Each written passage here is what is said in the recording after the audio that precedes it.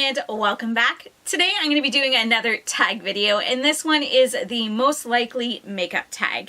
And I personally saw a few people doing it, but I think one of the first ones I saw was Journey and Beauty doing it, but this was created by Christina Brooke. So I will leave both of their videos in the description box below, as I'm getting stuck on my shirt. So be sure to go and check them out. So the first one is most likely to look amazing after a long day. And for this one, I chose the In the Balm of Your Hand Volume 2 by the Balm. And this is mainly for the blushes that they have in here. They are known for their blushes being long lasting and really good quality. And that is no exception for this palette. There are 3 in here. I mean, the rest of the palette is really good too. But with the Balm in their blushes, there's a pretty good guarantee that it's going to look just as good at the end of the day as it did when you first applied it. So this one wins the first one. The next one is the most likely to use for Halloween. And I honestly had a little bit of trouble for this one because I'm like, oh, well, you know, a bright and colorful palette. But I'm like, I'm not necessarily going to use that for Halloween. Like, what if I want to be like a deer or something? Then I need neutral colors and whatnot. But then I was like, you know what? I'm going to pick this. And this is the Becca Mineral Blush in Lantana. Because what better thing to use for Halloween than a super red blush? You can make this look like a clown's nose or an animal's nose. You can play up your cheeks, or you can just make it look like blood, because this thing is pigmented and it lasts. I swatched this yesterday on my hand and I washed my hands several times between like 6 o'clock last night, and it didn't actually come off of my hands, the coloring, until after lunch today. So yeah, that's going to be there for a little bit. So I mean, it's going to last you for Halloween, for all your trick-or-treating and handing out candy or party or whatever you're doing. But yeah, this is versatile. I mean, it could be like blood. Like, it's not super red for blood, but it'll give you that kind of thing. Or you can like be playful with it, and it's going to last. It's not going anywhere. So this is my Halloween one. Number 3, most likely to land me the job. Now, the one that I chose was a palette, and it is the It Girl beauty book. This is from, I believe, 2018. They have a new one that comes out every holiday season. And this one is well loved. Whoops, we're losing powder. Not so much in the whole thing. And this is what I don't like about it, though. Like, we have all these creams that are filled with my powder now, but that's okay. I don't really use those anyway. And it's super messy. But this is what I picked as most likely to get me the job, because it has everything I need in here that I would probably forget if I was nervous and was going for a job interview. You know, it has my concealer, my face powder, my bronzer. It's got, you know, if you need to touch up your lips, if you need to touch up your eyeshadow or your brows or whatever, it's all in here. So it's kind of like user-friendly. Help you out that day when you might be running late, or you're just super anxious and maybe you're nervous, because I know that's how I was every time I went for job interviews. So this is the one most likely to land me the job. Next is most likely to ring in the new year. And for that one, I chose the Anastasia Beverly Hills Jackie Aina palette, mainly because I did wear it this year for Christmas and for New Year's. I really do love this palette. It has a lot of those really gorgeous glam shades that just call to me around the holiday season. Like, when I look at this, I'm like, okay, that pink one I could wear now, and maybe this one, but the rest of it just screams fall and winter to me, and just really glam looks. If you're wanting to glam it up even more, you just throw on a pigment or a glitter or something like that, and there you go. You got a perfect holiday look. And like I said, I used this for both Christmas Eve and for New Year's Eve this past holiday season, and I loved it, and I would definitely use it again.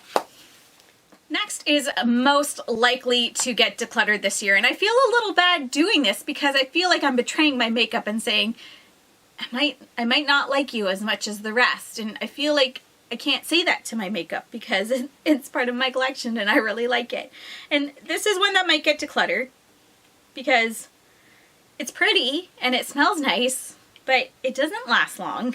And it's this highlighter by OMFG Cosmetics in I'm Frosting. It's this really pretty kind of purpley iridescent shade, and it looks super pretty when you put it on, and it actually smells like cake frosting.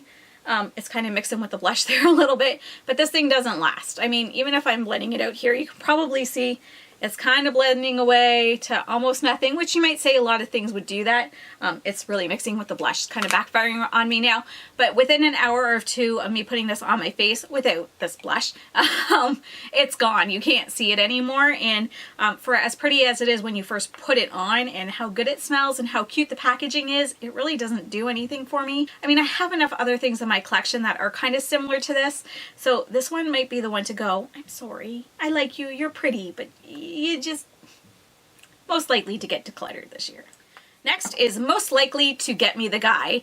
Now I have been married for 18 years now, and my husband, he always, you know, when I'm not wearing makeup, he's always like, oh, I like your makeup today. And I know it's just his way of telling me I'm beautiful without makeup, and I appreciate that about him. So it was kind of hard to figure out what, because sometimes he compliments my makeup, but for the most part, it doesn't really matter to him. He most often compliments my makeup when I am doing more of a bold kind of look, whether it's with those blues or the greens or like more of a, not necessarily a smoky eye, but just more of a bold saturated color on my lids. So for that, I picked the Tarte Tarteist Pro Remix palette. And this just has all those colors in there that I know he enjoys when I wear it on my eyes. It does have a few mattes in there, but it's got the blues, it's got the greens, it's got like the darker reds and like a brighter kind of gold color, and it's just a really pretty palette. I think this is one that would definitely get me the guy where my husband is concerned. Most likely to be my new favorite for the year, and that was sort of easy when I saw them in my collection. At first I was like, what is that going to be? And then I saw these, and these are the Maybelline Superstay ink crayons, and they are just like a crayon pencil lipstick. That's the word. It does have like the little sharpener thing on the other end, so you can really make sure that has that point if that's something you like. Most likely to get me into trouble. And for that, I picked pretty much any liquid eyeliner that claims to be waterproof. I have two in my collection right now, the Ico Black Magic and the Physicians Formula Eye Booster Waterproof. The reason why these would get me into trouble is because I would wear them thinking I'd be okay, and then my eyes would start tearing up or whatever, and then before you know it, I would have like black streaks everywhere, and it would make me unhappy. But yeah, so let me show you, for instance. We will leave lines. So we will do an E for Ico. It's probably backwards for you up there. I'm not going to try and make it so it's not. And we will do a P for Physicians Formula. There we go. We see this? We're going to let them dry for just a minute. Let them dry. And then I will show you what I mean about waterproof, because they both say waterproof on them. I didn't just pick any old eyeliner that, you know, works well, but doesn't claim to be waterproof. I picked ones that said waterproof. Lies. Okay, so it's been a couple minutes. So you may be grossed out by this next part. I'm going to lick my finger and then I'm going to rub it just so you can see. So let's go Ico first. This is kind of hard to see. Okay, so my eyes are watering, and what are we going to do if our eyes water? Well, now it's not doing it. It did it before. Okay, well this one's fading. When I tested it before, and when I have teary eyes, it always does it. Lies. It's like those kids, you know, they're always bad, and then when they're in front of other people, they never do it, or when you go to the doctor and you complain you're coughing, or you're like dying, and then you don't have any of those symptoms. It's doing that to me now. Okay, Ico, it normally does smudge. I'm going to try it again. Different finger, Physicians Formula. At the very least, it was going away. Oh, see, we're getting a little bit of smudging. It's not that bad. Okay, the Physicians Formula one is going worse. Trust me when I say this, whenever I wear these eyeliners and my allergies start acting up, my eyes get teary, and the first thing I do when my eyes get teary is I want to save my eyeliner, so I'm going like this, and I'm kind of going up with it to try and like make it so it doesn't go down my cheeks, and to like keep the sharpness of whatever I got on. And there have been many times where it's just been like a blotchy mess all the way up. Not necessarily dark, but it's definitely there. And I mean, that was just a little bit of spit on my finger and it's gone. So I mean, you know, I know the composition of my spit is probably different than my eyes and the ceiling there, but it's water. It came off. What's with that? It should come off with oil, not just water, because tears are watery. Anyway, most likely to get me in trouble. Most likely to be in a regrets video. is the Rimmel Brow Pen. This thing is finicky. You have to make sure you shake it. You have to make sure you store it like this, which is normal for brow pens. However, this you have to make sure you put on before any other product because it does not go over anything on your face. So that means if you have any moisturizer in your brows or any primer or anything like that, it's going to do a couple strokes on one brow and then give out. You won't get the rest. It won't work for the rest of your brows, which is very, very frustrating. So you have to make sure you do it first. But the other thing with this is it doesn't last all day. When you go to kind of spoolie your brows or whatever, it kind of just crumbles away, not crumbles, but fades away a little bit. And the big thing about this is it is green. It's not a cool tone brown or anything like that. It is straight up green. And I meant to bring down my other brow pen from MAC to show you what a cool tone brown looks like. Because then this looks even more green. But yeah, it's kind of thick. Like it's very hard to get like the thin brush stroke. It's a felt tip. Let me show you.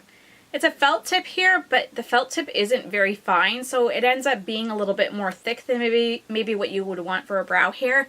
And it's green. Here, I'll give you another stroke so you can get kind of a true look of that. It's green. It's not brown. It's green. Next is most likely to hit pan on, and for this one I chose the Revolution Pro Sculpt and Glow Desert Sky contour and highlighting palette. Not so much for the highlighters, just because I use them pretty sparingly, but for this contour shade, I go through face powders and contour and bronzer powders very, very quickly. This is the newest one to my collection. I already know that I really like this, and that means probably that Revolution Beauty will discontinue it just in time for me to be out of it. But this is probably the one that I have others that I've already hit pan on, but this will probably be the next one that I actually hit pan on, even though I got it like a couple months ago and I don't use it every day. Definitely will be one that I hit pan on this year though. Most likely to get compliments on, and for that I chose the Hourglass Ambient Lighting Trio. Whenever I wear this out in public, I shouldn't say whenever, but a lot of times when I wear this in public, if someone's going to compliment my makeup, it's usually on the days when I have this on. And I'm starting to hit pan here. So I didn't include that in my most likely to hit pan because it's already starting to happen. And I didn't think that would happen, but I really do enjoy this. I use it as a finishing powder. Usually I just run my brush across all three. Now because I hit pan in here, I'm like, oh, let's save that for more of the fall and winter. So now I'm kind of concentrating on these two shades only as a finishing powder. But yeah, this would be the one to get me the most compliments. Most likely to repurchase. Now, I wanted to stay away from things like the Rimmel Stay Matte Powder or things like the e.l.f. Bronzer Palette and those types of things because I repurchase those all the time. They're always kind of backups in my collection because I really do like them. And again, I go through face powders like the bronzers and the contour powders and the face powders pretty quickly. Not so much the finishing powders like that one, but the actual setting powders I definitely do. So I tried to go out of the realm of things that I know I would be repurchasing and go to what if. But the one that kind of came to my mind first was this Vintage Cosmetics highlighting duo or illuminating face highlighter set in rose quartz and chocolate diamond. I really do love this. I'm wearing it today. I have this one on my cheeks. It just kind of gives you that wet look on your cheeks. It just looks really pretty, but not necessarily natural. Like, you know something's there, but it doesn't look bad on the skin. It doesn't emphasize any texture. I mean, I don't have a ton either, but I have a little bit on my one cheek, and it doesn't emphasize that. It just gives a really pretty glow, but like that wet glow, which I really like. So it would definitely be this, but in all likelihood, I will never get through these powders. They are, you know, they're highlighting powders. I use them sparingly. I don't use them as much as I do a setting powder and that sort of thing. Most likely to splurge on. Now this I don't have, and I keep going back and forth by watching swatches online, like of the company swatches, but then when I actually see people using it, I'm like, no, I can pass. But then I go back and I see the swatches again, and I'm like, but they're so pretty. How do they get them like that? If I can get them to look like that on my eyelids, I would in a heartbeat purchase it. Well, not in a heartbeat because they are expensive, and I'm talking about an eyeshadow palette, and I'm talking about Pat McGrath, and I'm talking about the, which ones were they? There was the Divine Rose 2 that came out, and that, what is it, the Mothership 4? The one that was the Star Wars release that came out, she re-released it again. That one, when I see those swatches, oh, be still my heart, They just call to me. I love them. There's like 1 or 2 really unique kind of duochrome shades in there, and I'm just like, I just want it for that palette because I know I have the other one, or I just want it for those shadows because I know I have the rest of the shades kind of in my collection somewhere. But yeah, they call to me. And same with the Divine Rose. There's like the volume 2. There's like 2 shades in it that I'm like, those are so pretty. Like, Leah, you don't need to spend 170 Canadian dollars in order to get 2 shades. That's ridiculous. And the last one is most likely to look bad at the end of the day. And I kind of felt a little bad about this one too, because it's like the, you know, decluttering kind of thing. Like you don't want to hurt their feelings. But on the other hand, it's like that kid that you have that you know is going to get in trouble, because they always get in trouble because they like to push buttons. And it's just a fact. At the end of the day, you know that kid's going to have had a timeout. You still love him, but you know he's going to have a timeout. It's the same thing with this. Still love it, but I know it's not going to last all day for me. That's the Anastasia Beverly Hills Norvina palette. The Modern Renaissance did the same thing to me. The Jackie Aina one and the Carly Bible don't do that to me, but this one does. I don't have Modern Renaissance anymore, but I love Norvina. It's so pretty. Like the shades call to me. They're very nice, but this is one I need to use my best eyeshadow primer with it, and I need to put a sticky base down, and you know, then maybe at the end of the day we won't have creasing. It lasts a good chunk of the day, but if I'm going to a wedding, I'm not wearing this, because if it's got to last from like lunchtime to maybe midnight or something like that when I get home, and I don't want it to look like garbage, this, no, I'm sorry, Norvina. You're gonna get a timeout. I love you. So I'm going to tag a few people here. I'm going to tag Julia from Julia's Be Beauty. I'm going to tag Jackie Naturals. I'm going to tag Breakups to Makeup. And let's pick 2 more. Izzie B. And Merry Moods and Makeup. So was that 4 or 5? That's who I'm tagging. Good thing it's recorded, because I've already forgotten who I tagged, so at least I know, so I can write it down when I'm editing. And that is everything for the most likely to tag. This was actually a little bit more challenging than I thought when I was going through everything, but actually a lot of fun when I kind of got down to it and was thinking about it, because normally I choose like all eyeshadow palettes and I focus on that, but I got to choose and focus on a bunch of stuff. So that was fun. Thank you so much for watching, everyone. I hope you enjoyed this video, and I hope you have a fantastic day. Bye-bye.